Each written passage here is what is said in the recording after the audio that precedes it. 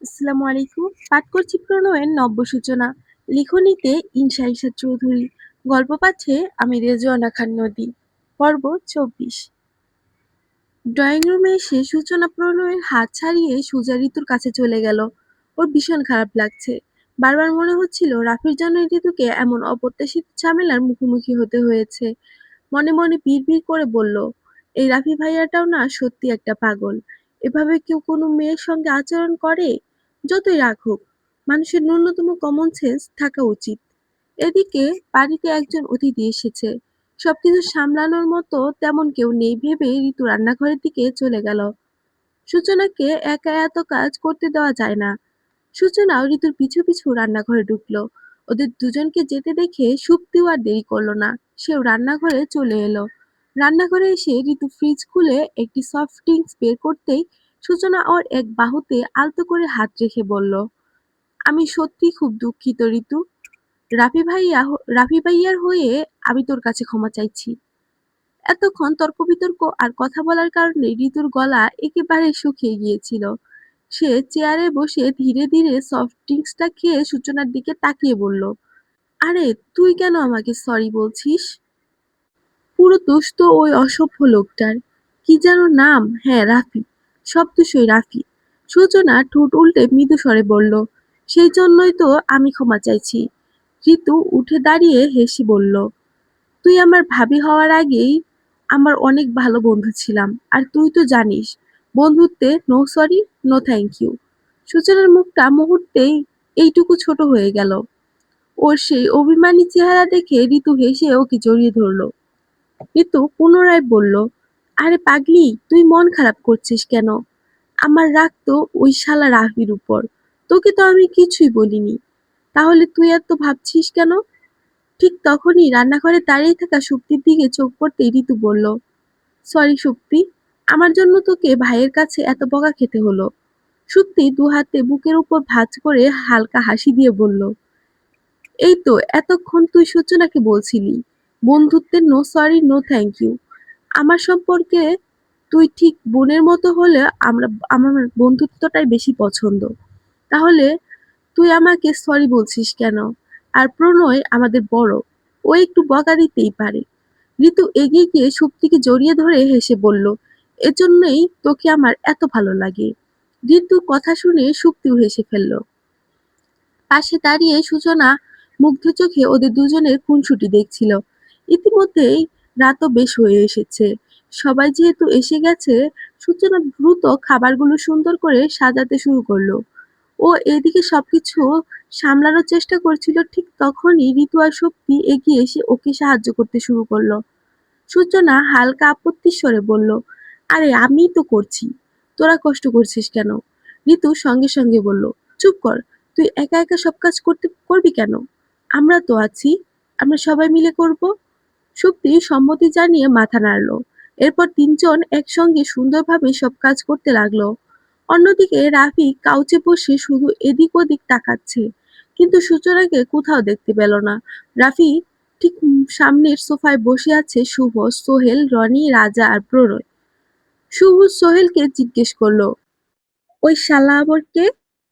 সোহেল এবার প্রণয়ের দিকে তাকালো, অতঃপর আবার রাফির দিকে তাকিয়ে বলল, আরে তোদের টেইলার বলে কি লাভ?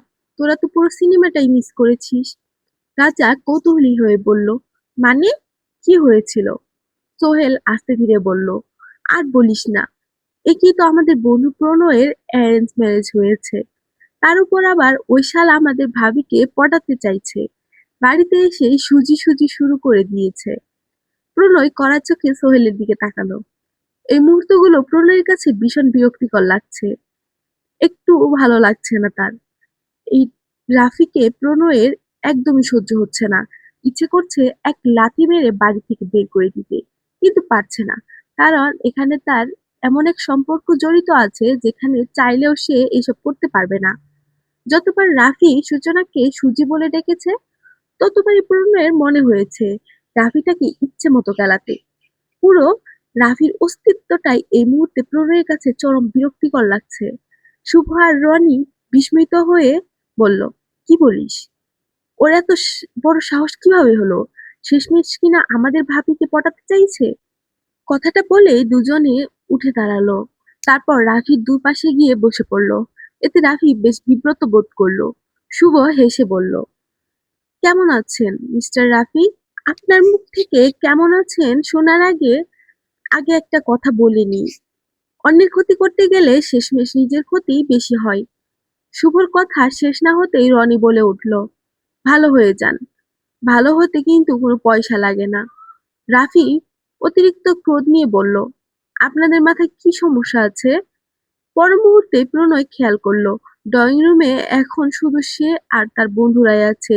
সুযোগটা হাতছাড়া না করে মুহূর্তের মধ্যে সে এগিয়ে গিয়ে রাফির গলা চেপে ধরলো। ক্রমশ রাফির নিঃশ্বাস বন্ধ হয়ে আসতে লাগলো। মুখের রং ফ্যাকাশে হয়ে গেল, চোখ দুটো উল্টে যাওয়ার উপক্রম। কিন্তু প্রণয়ের মধ্যে বিন্দুমাত্র দয়া কাজ করছে না, বরং মনে হচ্ছে আজ সে রাফিকে মেরেই ফেলবে। ঠিক তখনই হঠাৎ সূচনার কণ্ঠস্বর কানে আসতেই প্রণয় নিজের ভাবনা থেকে বাস্তবে ফিরে এলো। এগুলো সবই ছিল তার কল্পনা। সত্যি যদি এমনটা করতে পারতো, তাহলে হয়তো মনটা কিছুটা শান্ত হতো। কিন্তু আফসোস, সে কিছুই করতে পারল না। এদিকে সূচনা সবার উদ্দেশ্যে বলল, আপনারা সবাই ডাইনিং টেবিলে চলে আসুন, এখানে বসুন, এখনই খাবার পরিবেশন করা হবে। সূচনাকে দেখেই রাফি তাড়াতাড়ি করে উঠে দাঁড়ালো। ওর খুব ইচ্ছে করছিল সূচনার সঙ্গে একটু কথা বলতে, কিন্তু এত সময় ধরে একের পর এক ঝামেলা, সে সেই সুযোগটাই পাচ্ছে না। যখনই মনে হচ্ছে একবার হয়তো কথা বলতে পারবে, তখনই কোথা থেকে নতুন কোনো ঝামেলা এসে হাজির হচ্ছে। শেষ পর্যন্ত সূচনার কথা শুনে বাধ্য হয়েই সবাই ডাইনিং টেবিলের দিকে গেল এবং ডাইনিং টেবিলে বসে পড়ল। সবাই একসঙ্গে ডাইনিং টেবিলে বসে খাওয়া দাওয়া করছিল। সেদিকে সূচনা, ঋতু, সুপ্রি তিনজনই মিলে ব্যস্ত হাতে সবার প্লেটে খাবার পরিবেশন করছিল। রাফি রাফি মনে মনে ঠিক করে রেখেছে, খাওয়া শেষ হলেই সে সূচনার সঙ্গে একান্তে কিছু কথা বলবে। আজকের পুরো রান্নাটাই করেছে সূচনা। মেনুতে ছিল সুগন্ধি চালের বিরিয়ানি, নরম কাবাব আর সুস্বাদু ডিমের কোরমা। সময় খুব বেশি না পেলেও যেটুকু পেয়েছে মন দিয়ে সবকিছু বানিয়েছে। অবশ্য পুরো সময়টায় প্রণয়ের ছায়ার মতো পাশে থেকে তাকে সাহায্য করেছে। বলতে গেলে রান্নাটা দুজনের যৌথ মিশ্রণের ফল। খাওয়া শুরু হতেই সূচনা একটু ইতস্তত করে সবার দিকে তাকিয়ে বলল, কেমন হয়েছে রান্না? আসলে আমি আগে কখনো একসঙ্গে এতগুলো আইটেম রান্না করিনি। সত্যি করে বলেন সবাই, খেতে কেমন হয়েছে? সূচনার প্রশ্নটা করতে একটু দেরি হলেও উত্তর দিতে কারো একটু দেরি হলো না। একদম ফার্স্ট ক্লাস ভাবি, অসাধারণ হয়েছে। সবাই আনন্দ করে খাচ্ছে। কিন্তু রাফি প্লেট প্রায় যেমন ছিল তেমনই রয়ে গেছে।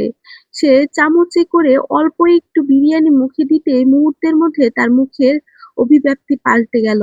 বিস্ময় আর অস্বস্তি একসঙ্গে ভর করলো তার চোখে। এত লবণ! মনে হলো যেন পুরো বিরিয়ানিটাই লবণে ডুবিয়ে রাখা হয়েছে। কোনো রকমে মুখে ভাতটা গিলে না ফেলে পাশের টিস্যু টেনে নিয়ে চুপি চুপি সেটার ভেতর ফেলে দিল। রাফির এই অস্বস্তিটা অন্য কারোর চোখে না পড়লেও ঋতুর চোখে এড়ালো না।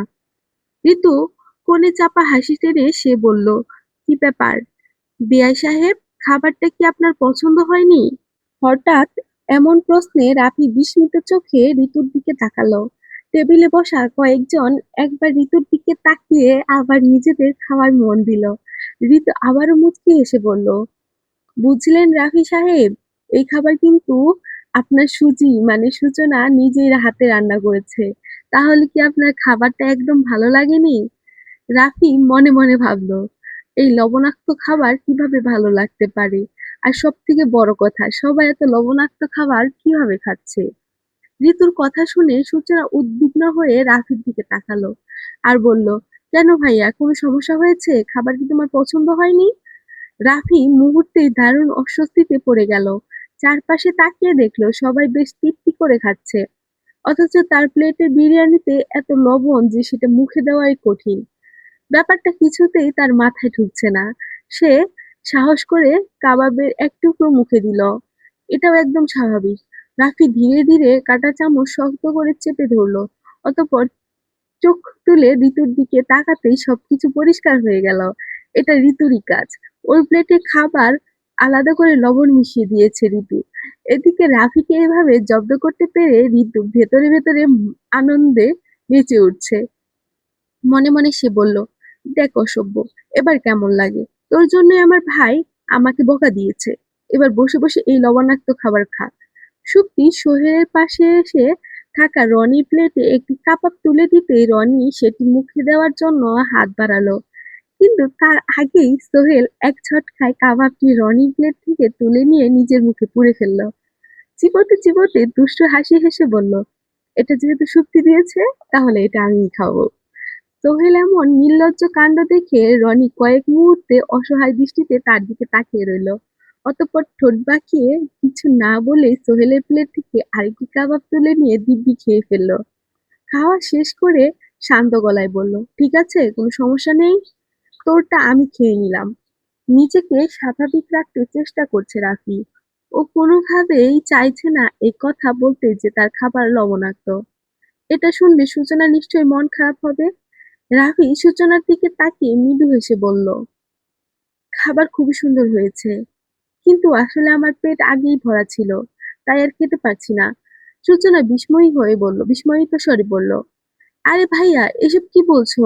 তুমি এমন কি খেয়েছো যে এখনো তোমার প্লেট ভরা?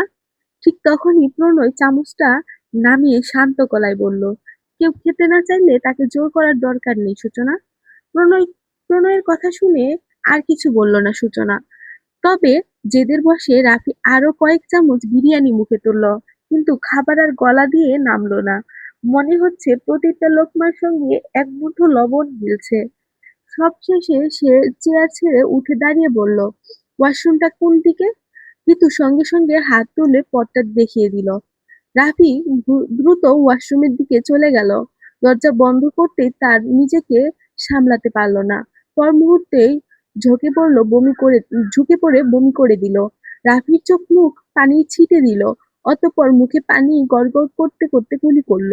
বেশ খানিকটা সময় পর সে বাথরুম থেকে বের হয়ে ড্রয়িং রুমে এসে দেখল মোটামুটি সবারই খাওয়া দাওয়া শেষ। রাফিকে দেখে সূচনা বলল, ভাইয়া, তুমি তো তেমন কিছু খেলে না।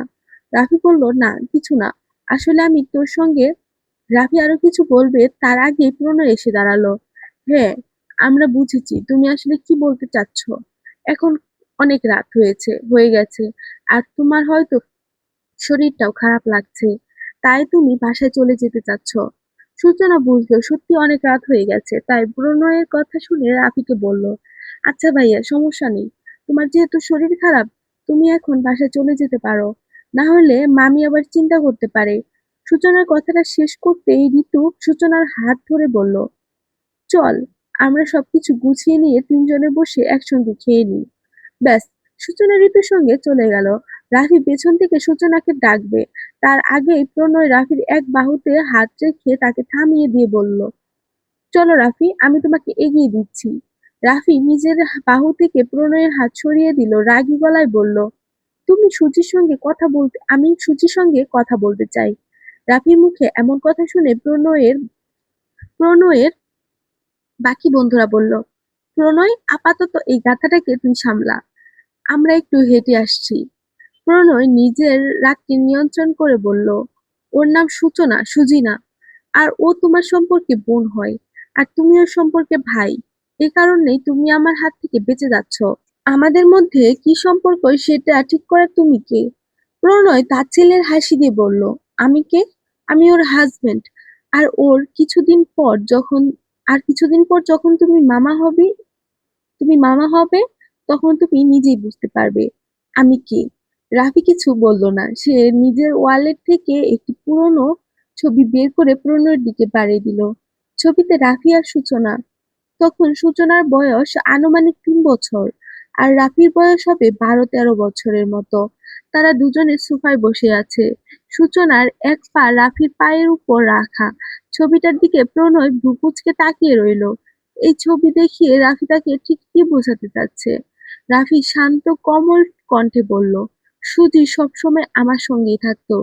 ওকে আমি সারাক্ষণ কোলে করে রাখতাম, ঠিক পুতুলের মতো। রাফির কথায় প্রণয় বিন্দুমাত্র বিচলিত হলো না, বরং ঠোঁটের কোণে একটা হালকা হাসি ফুটালো। দুহাত পকেটে রেখে সে বলল, তাই নাকি?